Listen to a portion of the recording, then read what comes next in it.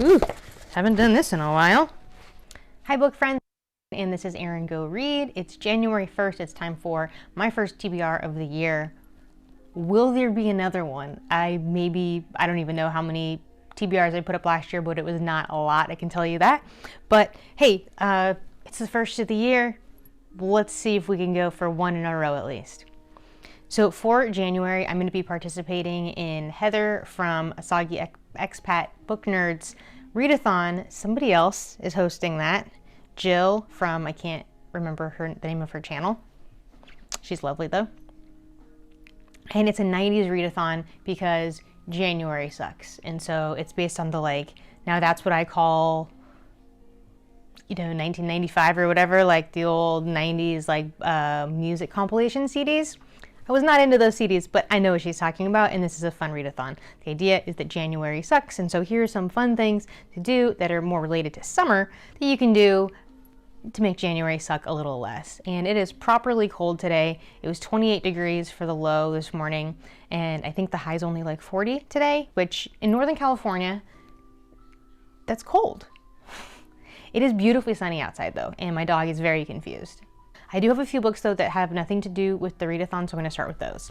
So the first one is nonfiction, and this is Gary V's new book, 12 and a Half, Leveraging the Emotional Ingredients Necessary for Business Success. So Gary V says that rather than being a bullheaded, tough negotiator, there are these soft skills that you need that are things like gratitude, self-awareness, tenacity, patience, conviction, humility that will actually help you succeed in business. So I've just read the introduction to this, and I will be reading this probably in the mornings during my morning flow time.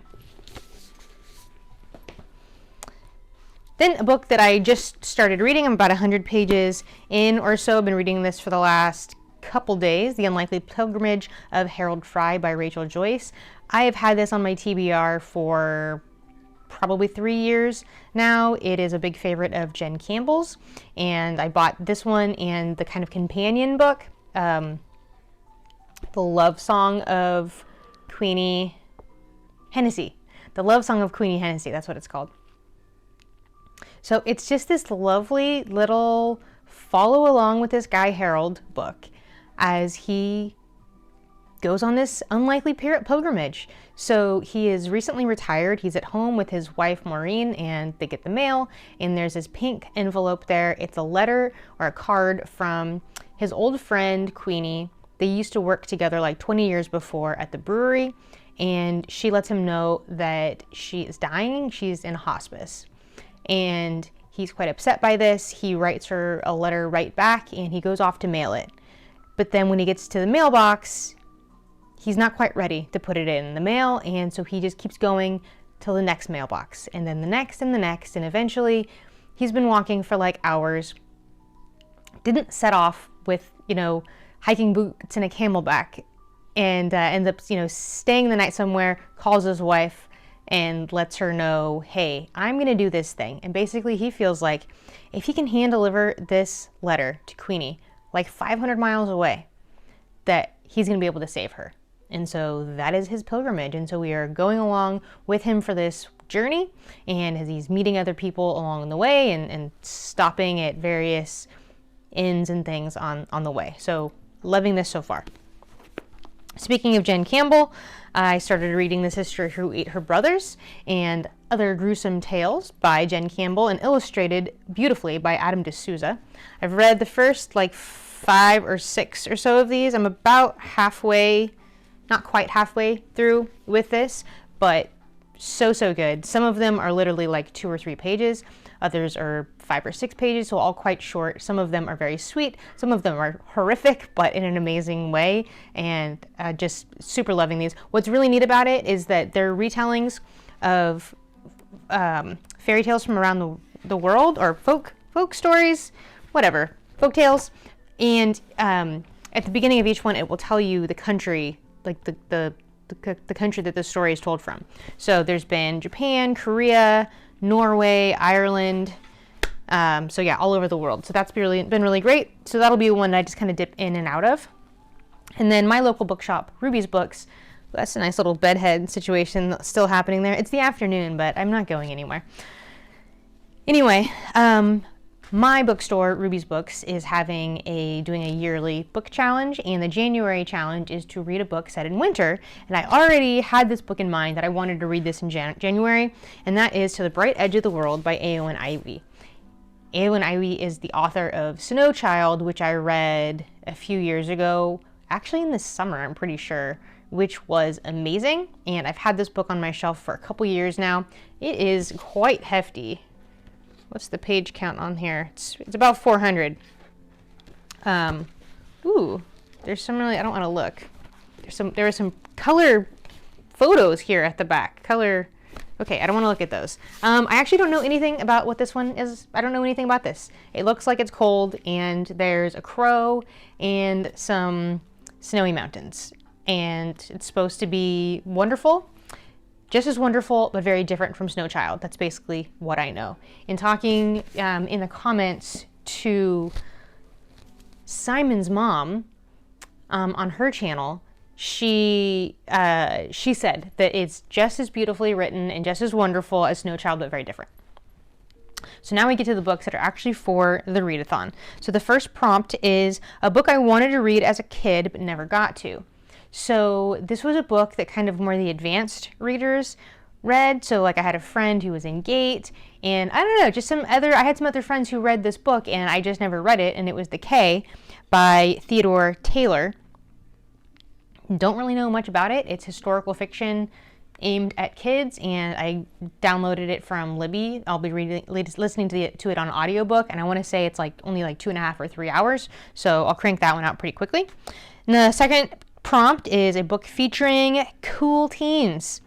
So I thought of this before. This is was one of Heather's recommendations, but I have Looking for Alaska by John Green. Don't know a whole lot about this. I think a cool kid named Alaska goes missing, and then they look for him or her. Okay, I'm gonna guess Alaska's a girl because she's called gorgeous, clever, funny, sexy, self-destructive, screw up, and utterly fascinating. Then we have a book that takes place in summer, and I have Play It As It Lays by Joan Didion. I just finished reading The Year of Magical Thinking by Joan Didion, which was kind of a memoir of a really terrible year in her life.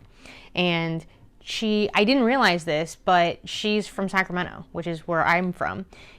She's known as a California author. I didn't know really anything about her other than that she existed, and she was supposed to be good.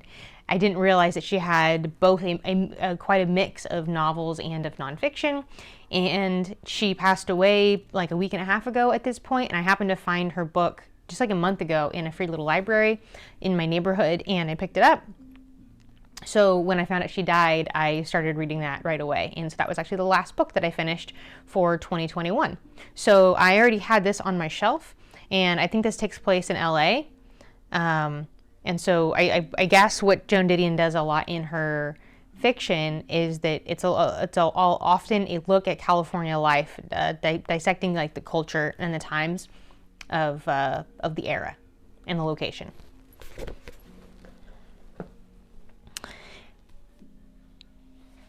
Prompt number 4 is a mystery featuring a hidden object or puzzle, and I may be stretching this a bit, but this is Loitering with Intent by Muriel Sparks. I was just thinking recently I should read some Muriel Sparks. I haven't read anything by her yet, and this is some sort of mystery. I think there's a journalist or something. There's some sort of investigation that's happening. Manuscript is stolen, and so yeah, that sounds like a missing object. So there we go. I also enjoy that these are all 3 pretty small books there. And then finally, the 5th prompt is to read a comic or graphic novel, and I have Lighter Than My Shadow but Heavier Than a Bread Box, Katie Green. I guess she writes and illustrates it because her name is the only name on here. I just happened to pick this up at Half Price Books for $9, and it looked interesting. I think she's the main character is a kid who is maybe a little bit different and has some things going on that's challenging for her, and I imagine that she's gonna overcome them in some way. But really don't know anything about this. It just, I liked the style. It's just a very muted, like, ooh, that's some Nikki picture there. Sepia and gray tones throughout. So there we have it. These are the books that I hope to read, my pile of possibilities for the month of January, the first month of 2022.